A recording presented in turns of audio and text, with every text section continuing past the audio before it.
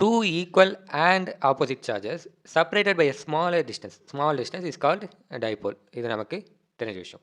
So அப்படி dipole act ஆகும்போது அங்கே டைபோல் மூமெண்ட் நடக்கும். டைபோல் மூமெண்ட் நடக்கும்போது எலக்ட்ரிக் ஃபீல்டு ஒன்று ப்ரொடியூஸ் ஆகும். ஸோ அந்த electric field along the oxide லைனில் எவ்வளோ ஆக்ட் ஆகுன்ட்டு நம்ம ப்ரீவியஸ் கிளாஸில் ப்ரீவியஸ் டாப்பிக்கில் டிஸ்கஸ் பண்ணியிருப்போம். ஓகேவா? இப்போது along the equatorial plane, along the equatorial line. அப்போது அலாங் த ஈக்குவட்டோரியல் லைன்ன்றப்போ நான் இதை இன்னும் சின்னதாக்குறேன். ஓகேவா? இவ்வளோத்தையும் சின்னதாக்கியாச்சு. இப்போது இந்த பிளேனில் இங்கே சம்திங் ஒரு பாயிண்ட் பி இந்த டேரக்ஷனில் வைக்கிறேன்னு வச்சுக்கோங்க. ஓகேவா? ஸோ இது பாயிண்ட் பி. இந்த பாயிண்ட் பியில் இங்கே இருக்கிற இந்த டைபோல் எவ்வளோ எலக்ட்ரிக் ஃபீல்டை எமிட் பண்ணும், எவ்வளோ எலக்ட்ரிக் ஃபீல்டை எமிட் பண்ணுன்ட்டு டிஸ்கஸ் பண்ண போகிறோம். ஓகேவா? ஓகே. ஸோ அப்போது இங்கே நல்லா கவனிங்க. இது நான் ஆர்னு எடுத்தால் இங்கே ரெண்டு டைபோலுக்கும் உள்ள டிஸ்டன்ஸை ஏன்னு எடுத்துருப்போம். ரைட்டா? அப்போது ஆர் கிரேட்டர் தென் ஏ. ஸோ இதை ஞாபகம் வச்சுக்கோங்க. ஓகேவா? ஸோ இப்போ ஃபர்தராக வந்து டாபிக்குள்ளார போய்ட்டு டிஸ்கஸ் பண்ணுவோம். ஸோ இதுதான் வந்து டைபோல் அண்ட் இந்த டிஸ்டன்ஸ் இதை நான் ஏன்னு சொல்லுவேன் அண்ட் இதை ஏன்னு சொல்லுவேன். அண்ட் நம்ம இன்ட்ரடக்ஷன்லேயே பார்த்த மாதிரி இந்த பாயிண்ட் பி டு பாயிண்ட் ஓ இந்த டிஸ்டன்ஸ் நான் என்னென்னு சொல்லுவேன்னா ஆர். ஓகேவா? ஆர்னு எடுத்துக்கிறேன், சொல்கிறேன்றதை விட எடுத்துக்கிறேன். ஓகேவா? நெக்ஸ்ட்டு இந்த பாசிட்டிவ் சார்ஜ் இந்த பாயிண்ட் பி, நம்ம ஒரு பாயிண்ட் பி எடுத்தோம்ல, ஸோ அங்கே வந்து சடன் எலக்ட்ரிக் ஃபீல்டை எமிட் பண்ணும். பட் பாசிட்டிவ் சார்ஜ்ன்றது அவுட்வேர்டாக புஷ் பண்ணும். ரைட்டா? இப்போ ஏதோ ஒரு பாயிண்ட் நம்ம எடுக்கிறோன்னா எலக்ட்ரிக் ஃபீல்டை அவுட்வேர்டாக புஷ் பண்ணும். அப்போது அவுட்வேர்டாக புஷ் பண்ணுதுன்றப்போ சம்திங் லைக் இப்போது இந்த பாசிட்டிவ் சார்ஜ் எலக்ட்ரிக் ஃபீல்டை எமிட் பண்ணுது. ஸோ அவுட்வேர்டாக புஷ் பண்ணுதுன்னா இந்த டேரக்ஷன், இந்த பாசிட்டிவ் சார்ஜை விட்டு இந்த டேரக்ஷனில் போகும். ஓகேவா? ஓகே. ஸோ இது என்னது? இ ப்ளஸ். நான் கொஞ்சம் மேலே போய்க்கிறேன். ஓகே. ஸோ இது என்னென்னா இ ப்ளஸ். ரைட்டா? ஸோ இ ப்ளஸ். நெக்ஸ்ட்டு இந்த நெகட்டிவ் சார்ஜ் இந்த பாயிண்ட் பி மேலே ஆக்ட் பண்ணுற எலக்ட்ரிக் ஃபீல்டுன்னு பார்க்கும்போது கவனிங்க என்னென்னு வரும். இது ஆக்சுவலாக நெகட்டிவ் சார்ஜ். ஓகேவா? ஸோ இது ரெண்டுத்தையும் கனெக்ட் பண்ணுறோம். பட் இதுக்கான எலக்ட்ரிக் ஃபீல்டு எந்த டேரெக்ஷனில் போகும்னு கேட்டோம்னா நெகட்டிவ் சார்ஜ்ன்றப்போ இன்வர்டாக ஆக்ட் ஆகும். கரெக்டாக? ஸோ அப்போது inward E minus. Okay. So next என்னென்னா இந்த பாயிண்ட் பியில் ஆக்ட் ஆகுதுல்ல, ஸோ இதுக்கான ரிசல்டன்ட் ஃபோர்ஸ், டோட்டல் ஃபோர்ஸ் எங்கே வரும் அப்படின்ட்டு பார்ப்போம். அதாவது நம்ம இந்த டயக்ராம் அண்டர்ஸ்டாண்ட் பண்ணிட்டாலே நெக்ஸ்ட்டு அந்த மேத்தமெட்டிக்கலாக இந்த ஃபிசிக்ஸ் டேர்ம்னா அண்டர்ஸ்டாண்ட் பண்ணிட்டா மேத்தமெட்டிக்கலாக ரொம்ப ஈஸியாக இருக்கும். ஓகேவா? ஸோ ஃபஸ்ட்டு நம்ம இதை எக்ஸ்பிளைன் பண்ணிடுறேன். ஓகே. ஸோ அப்போது எக்ஸாம்பிளுக்கு இங்கே வந்து ஒரு 5 கேஜி ஆர் ஏதோ ஒரு பால் இருக்குன்னு வச்சு, 5 கேஜி கூட தேவையில்லை, ஒரு பால் இருக்குது. அந்த பாலை நான் என்ன பண்ணுறேன்னா இந்த பக்கமும் பிடிச்சி எடுக்கிறேன், இந்த பக்கமும் பிடிச்சி எடுக்கிறேன் ஒரே ஃபோர்ஸில். எக்ஸாம்பிளுக்கு 5 நியூட்டன் வச்சுப்போம். ஸோ இந்த பக்கமும் 5 நியூட்டன், இந்த பக்கம் 5 நியூட்டன். ஸோ 2 பேர் பிடிச்சி எடுக்கிறாங்கன்னா அது எந்த டேரக்ஷனில் மூவ் ஆகும்? இவர் நிற்கிற பர்சன் ஏ இவர் பக்கம் போகுமா, இல்லை பர்சன் பி இவர் பக்கம் போகுமா? 2 பேரும் ஒரே ஃபோர்ஸ் கொடுக்கறதுனால 2 பேர் பக்கமும் போகாமல் இந்த டேரக்ஷன் ரிசல்டன்ட் வெர்டிக்கல் மோஷனில் மூவ் ஆகும். நீங்கள் இமேஜினேஷன் பண்ணிங்கன்னா உங்களுக்கு புரியும். ரைட்டா? ஸோ நான் இந்த கான்செப்டே ஃபிக்ஸ் பண்ணி இங்கே இது பண்ண போகிறேன். கவனிங்க. ஓகே. ஸோ இதை ரப் பண்ணுறோம். அதே பால் கான்செப்ட் தான். இங்கே ஒரு சார்ஜ் இருக்குது. ஸோ 2 எலக்ட்ரிக் ஃபீல்டு 2 இதுலையுமே ஒரே மாதிரியே ஆக்ட் ஆகுது. இது அட்ராக்ட் பண்ணுது, இது புஷ் பண்ணுது. ஓகேவா? ஸோ அப்போ அதோட ரிசல்டன்ட் இது எந்த பக்கம் போகும்னா இந்த பக்கம் போகும். சரி, இப்போது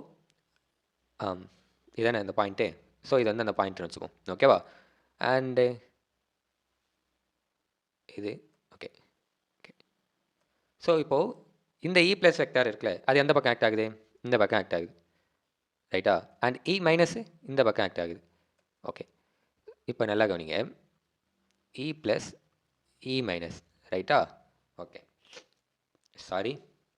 இப்போது இந்த இ ப்ளஸ் இங்கே வந்து என்ன பண்ணுன்னா இந்த ஆக்சிஸில் ஒரு ஆங்கிளை உருவாக்கும். ஓகேவா? ஒரு ஆங்கிளை பொறுத்து தான் ரிசல்டன்ட் வெக்டார் இப்படி வரும்னு நமக்கு தெரிஞ்சது. பட் இங்கே ஒரு ஆங்கிளை உருவாக்குது. நான் அது ட்ரா பண்ணலையா? Again sorry. ஸோ இ டோட்டல்ன்றது இந்த பக்கம் தான் வரும். ஓகேவா? இ டோட்டல்ன்றது இந்த பக்கம் வரும்னு எனக்கு தெரிஞ்சுது. ஸோ அப்போது இங்கே ஒரு ஆங்கிள் உருவாகுது. ரைட்டா? ஸோ இந்த ஆங்கிளை வச்சு நான் என்ன பண்ண போகிறேன்னா இந்த எலக்ட்ரிக் ஃபீல்டுன்றது 2 காம்போனண்ட்டாக பிரிய போகுது. அதாவது கவனிங்க, இது வந்து என்னென்னா வெர்டிக்கல் காம்போனண்ட். ரைட்டா? ஸோ இது வந்து என்னென்னா வெர்டிக்கல் காம்போனண்ட். வெர்டிக்கலாக ட்ரா பண்ணுறது வெர்டிக்கல் காம்போனண்ட். அண்ட் இது என்னது? Horizontal component. பட் எனக்கு 2மே தெரியாது. ரைட்டா? எனக்கு 2மே தெரியாது. இப்போது இந்த வெர்டிக்கல் காம்போனண்ட் எனக்கு தெரியணும்னா நான் என்ன பண்ணணும்? எனக்கு என்ன தெரியும்? இது இ மட்டும்தான் தெரியும். இ ப்ளஸ்ன்னு மட்டும்தான் தெரியும். ஓகேவா? ஸோ அப்போ நான் என்ன பண்ணலன்னா ஆப்போசிட் பை ஹைப்போடெனியூஸ் போட்டால் வெர்டிகல் காம்போனன்ட் கிடைச்சிரும். அப்போ வெர்டிகல் காம்போனன்ட் நல்லா கவனிங்க. வெர்டிகல் காம்போனன்ட்ன்றப்போ sin θ ஈக்குவல் டு என்ன வரும்? ஸோ ஆப்போசிட்டில் என்ன இருக்குன்னு தெரியல. ஓகேவா? நம்ம என்ன எக்ஸ்னு வச்சுப்போம். ஆப்போசிட்டில் என்ன இருக்குன்னு தெரியல, எக்ஸ்னு வச்சுப்போம். Opposite by ஹைபோடெனியூஸ் E1. Sorry E1 இல்லை E ப்ளஸ். அப்போது X equal to E plus sin θ. ஓகேவா? அப்போ இந்த வேல்யூ இங்கே என்ன வேல்யூ வரும்னா E plus sin θ. Okay, so நான் இங்கே கூட ரைட் பண்ணுறேன். So E plus sin θ. ஓகேவா? அண்ட் இதே ஆங்கிள் தான் இங்கே உருவாகும். ரைட்டா? இதே ஆங்கிள் தான் இங்கேயும் உருவாகும். ஸோ இது தீட்டான்னு வச்சா இங்கே ஒரு வெர்டிகல் காம்போனன்ட் உருவாகும். ரைட்டா? ஸோ இந்த வெர்டிகல் காம்போனன்ட் எனக்கு என்னன்னு தெரியணும். அப்போ இது E ப்ளஸ் sin θன்றப்போ இதுவும் அதே தான் வரும். E minus sin θ. ஓகேவா? நெக்ஸ்ட்டு இப்போ இங்கே 2 ஹரிசாண்டல் காம்போனன்ட் இருக்குது. உங்களுக்கு தெரியுதா? கீழே ஒரு காம்போனன்ட் நமக்கு தெரியணும். ஸோ அதை நான் எப்படி கண்டுபிடிக்கலாம்னா, இதே ஃபார்முலா படி நீங்கள் ஒய்ன்னு எடுத்து வச்சிங்கன்னா இங்கே என்ன வரும்? ஒரு காம்போனன்ட்டு E ப்ளஸ் காஸ் தீட்டான்னு வரும். என்ன இங்கே எதுவா? Okay, so E plus cos theta and இது பார்த்தோன்னா இந்த இடத்த வர component E minus cos theta. So கொஞ்சம் குழப்பற மாதிரி இருந்தாலும் புரியும். இப்போது எனக்கு 4 காம்போனன்ட் டிரைவ் ஆகிடுது. 4 காம்போனன்ட் டிரைவ் ஆனாலுமே இந்த E ப்ளஸ் சைன் தீட்டாவும் E மைனஸ் சைன் தீட்டாவும் ரெண்டும் போலார் ஆப்போசிட் டேரக்ஷனில் ஆக்ட் ஆகுது. ஓகேவா? ஸோ ஆப்போசிட் டேரக்ஷனில் ஆக்ட் ஆகுதுன்றப்போ திரும்பி நீங்கள் அந்த பால் கான்செப்ட்டுக்கே வாங்க. இப்போ ஒரு பால் இருக்குன்னா இந்த பக்கம் ஒன்று, இந்த பக்கம் ஒன்று. ஓகேவா? நான் 2 பக்கமும் இப்படி 5 நியூட்டன் ஆர் 5 நியூட்டன் 2 பேர் 5 நியூட்டன் ஃபோர்ஸ் கொடுத்து புல் பேக் பண்ணுறாங்கன்னு வச்சுக்கோங்க. இழுக்கிறாங்க, புல் பண்ணுறாங்க. ஓகேவா? அப்படி இழுக்கிறாங்கன்றப்போ இது எங்கேயுமே மூவ் ஆகாது. ரைட்டா? அதுவே நான் இந்த டேரக்ஷனில் இப்படி கொடுக்கும்போது தான் எனக்கு இந்த டேரக்ஷனில் மூவ் ஆகுது. அப்போ இது என்ன ஆகினா கேன்சல் அவுட் ஆகிடும். ஓகேவா? யாரோ ஒருத்தவங்க ஆப்போசிட்டாக அதுக்கு ஃபோர்ஸ் கொடுக்குறாங்க.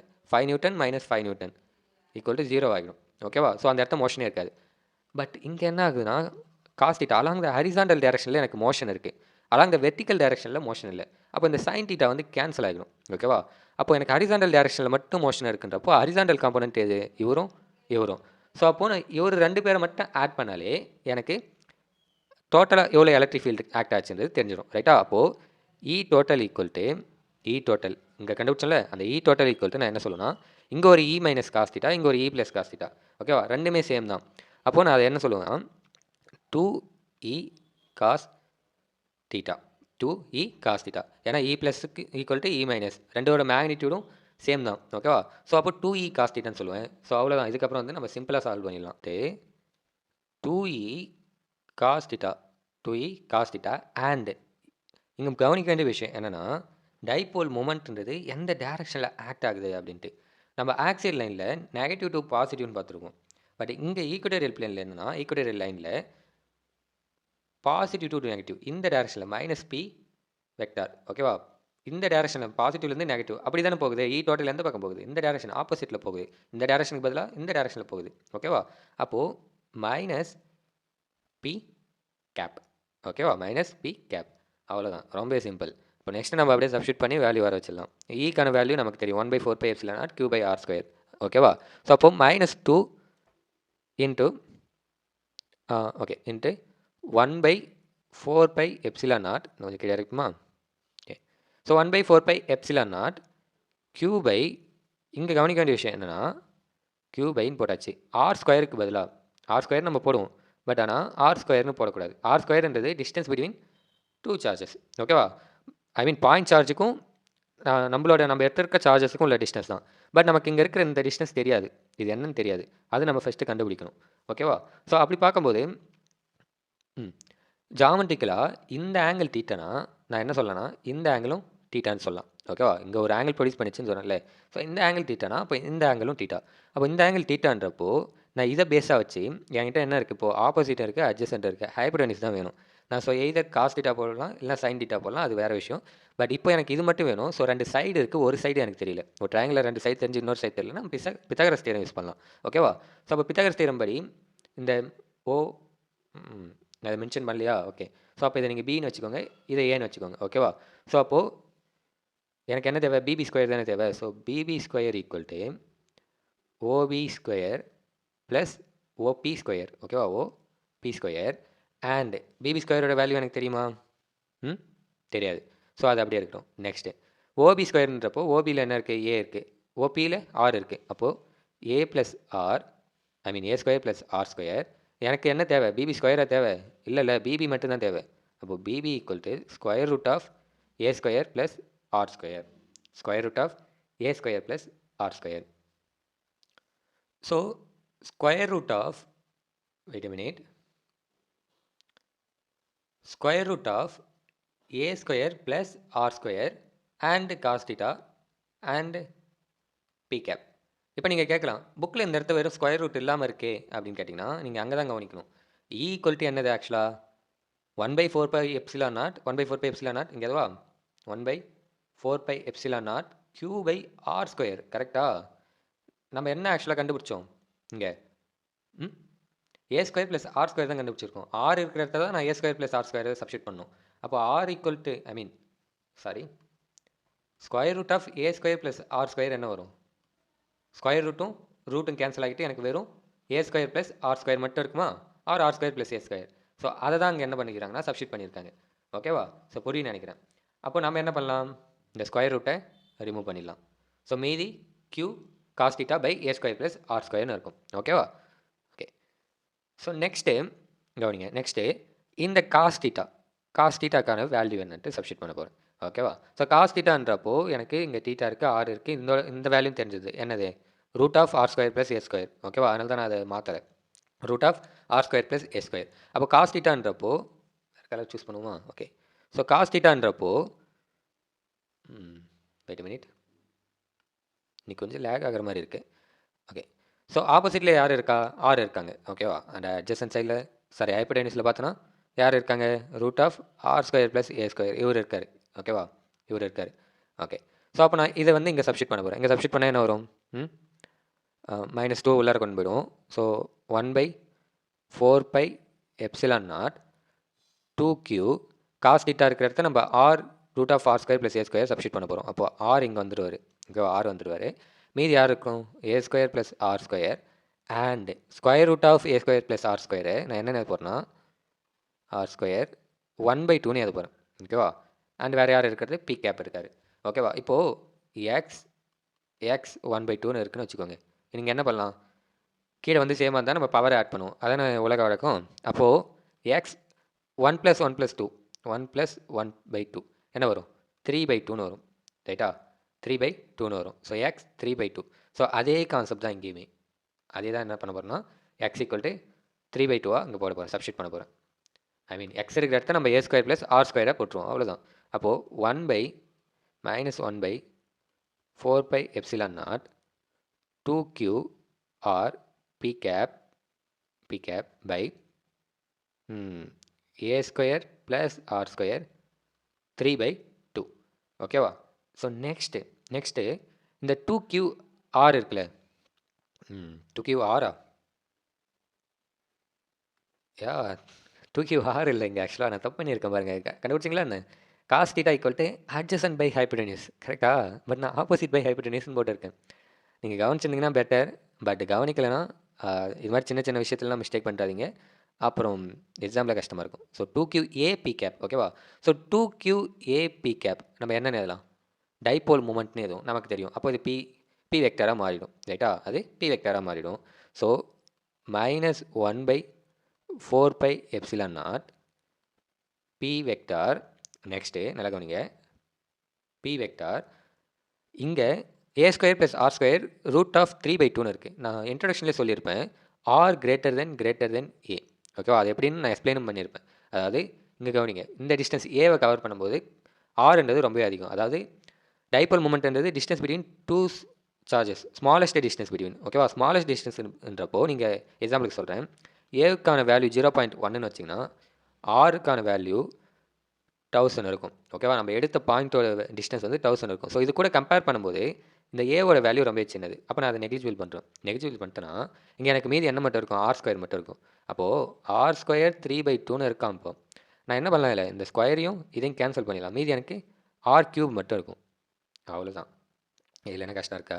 ஸோ இதுதான் என்னென்னா இ டோட்டல். அதாவது ஸோ பாக்ஸ் போட்டு வச்சுப்போம், கஷ்டப்பட்டு கண்டுபிடிச்சிருக்கோம்ல. ஸோ வேறு பாக்ஸ் வேறு கலர் சூஸ் பண்ணிப்போம். ஓகேவா? ஸோ இதுதான் என்னென்னா இ டோட்டல், அதாவது இந்த பாயிண்ட் சார்ஜ் மேலே ஆக்ட் ஆன total electric field on equatorial line. So நம்ம இதுக்கு முன்னாடி ஆக்சில் பிளேன். அதில என்ன பார்த்துருக்கோம்னா, இதே -1/4πε தான். பட் 2pன்னு பார்த்துருக்கோம். ஓகேவா? 2p/r3ன்னு பார்த்துருக்கோம். ஸோ இது என்ன ரெப்ரசென்ட் பண்ணுதுன்னா, நான் ஒரு டயகிராம் எடுக்கிறேன் பாருங்க. ஸோ இப்போ நான் இங்க ஒரு டைபோல் வச்சிருக்கேன். ஓகேவா? ஒரு பாசிட்டிவ், ஒரு நெகட்டிவ் இருக்கு. அண்ட் எலக்ட்ரிக் ஃபீல்ட் எப்படி மூவ் ஆகுதுன்னு பாருங்களேன். இங்க ஸ்ட்ரெயிட்டா ஆக்சில் லைன்ல, அலாங் த ஆக்சில் லைன்ல இங்க எவ்வளோ எலக்ட்ரிக் ஃபீல்டு இருக்கோ, அவ்வளோ எலக்ட்ரிக் ஃபீல்ட் தான் இங்கேயும் இருக்கு. இங்க எந்த ஒரு சேஞ்சஸுமே இல்ல. ஸோ அதனால அங்க என்ன ஆகுதுன்னா, மேக்ஸிமம் இருக்கு. 1 பை என்னன்னு பார்த்தோம்? 1/4πε0 2p/r r3 ரைட்டா? 2p/r3. ஓகே. ஸோ 2p/r3ன்னு பார்த்தோம். பட் அதுவே அலாங் த ஈக்குவட்டோரியல் பிளேன் இந்த டைரக்ஷனில் ஈக்குவட்டோரியல் பிளேனில் பார்க்கும்போது நான் இப்போ இங்கே சம்திங் இங்கே வைக்கிறேன்னு வச்சுக்கோங்க. இங்கே தானே ஈக்குவட்டோரியல் பிளேனு. ஸோ இது என்னவா இருக்குது ஆக்சுவலாக? ஆஃபாக இருக்குது. புரியுதா? இது ஸ்ட்ரைட்டாக இருக்குது. இது இங்கே ஆக்ட் ஆகிற எலக்ட்ரிக் ஃபீல்டு பாதியாக இருக்குது. ஸோ பாதியாக இருக்குன்றப்போ இந்த 1/4πε0 நான் இங்கே எழுதுறேன். ஸோ 1/4πε0 2p/r3 பாதியாக தானே இருக்குது. அப்போது 1/2ன்னு வரும் ரைட்டா? 1/2. ஸோ அப்போ இந்த 2 இந்த 2 கேன்சல் ஆகிட்டு மீதி எனக்கு என்ன மட்டும் இருக்கும்?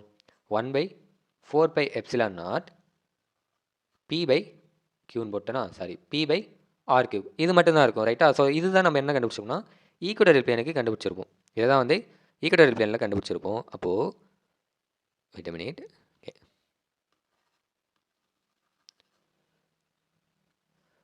ஸோ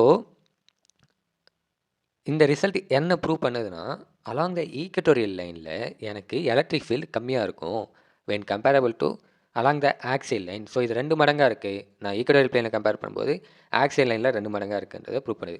அண்ட் இங்கே நெகட்டிவ் சைன் வந்ததுக்கு காரணம் என்னென்னா, அகைன் இங்கே வந்து டைபோல் இந்த டைரக்ஷனில் ஆக்ட் ஆகுது. ஐ மீன் ஈக்குவட்டோரியலில். ஏன்னா டோட்டல் எலக்ட்ரிக் ஃபீல்டு வந்து இந்த டைரக்ஷனில் இருக்குது. பட் அதே நம்ம ஆக்சியலில் என்ன பார்த்துருக்கோம்னா, டோட்டல் எலக்ட்ரிக் ஃபீல்டு இந்த டைரக்ஷனில் போகிற மாதிரி. அதாவது டைபோல் எந்த டைரக்ஷனில் ஆக்ட் ஆகுதோ அதே டைரக்ஷன்லேயே மூவ் ஆகியிருக்கும். பட் இங்கே என்னன்னா electric field, total electric field சொல்கிறேன். ஈக்குவட்டோரியல் பிளேனில் டைபோல் இந்த டைரக்ஷனில் போகணும். பட் வந்து எலக்ட்ரிக் ஃபீல்டு இந்த டைரக்ஷனில் ஆக்ட் ஆகுது, டோட்டல் எலக்ட்ரிக் ஃபீல்ட். ஸோ அதனால நெகட்டிவ் டைரக்ஷன். அவ்வளோதான். ஸோ இதுதான் முக்கியமான ரிசல்ட்டு. அண்டு புரிஞ்சிருக்குன்னு நினைக்கிறேன். டவுட்ஸ் ஏதாவது இருந்தால் கமெண்ட் செக்ஷனில் கேளுங்க. அண்ட் உங்கள் ஃப்ரெண்ட்ஸுக்கு ஷேர் பண்ணுங்கள். அகைன் நான் ஏதாவது தப்பாக சொல்லியிருந்தாலும் நீங்கள் அதை கமெண்ட் செக்ஷன் மென்ஷன் கொஞ்சம் லென்த்தியான வீடியோ தான், பட் ஃபுல்லாக புரிஞ்சிருக்குன்னு நினைக்கிறேன். அங்கங்கே கொஞ்சம் ஸ்டக்கான மாதிரி இருந்தது இன்றைக்கி, என்னன்னு தெரியல எனக்கு. ஓகே. அண்ட் தேங்க்ஸ் ஃபார் வாட்சிங். Thank you. Signing of one's again. Thank you.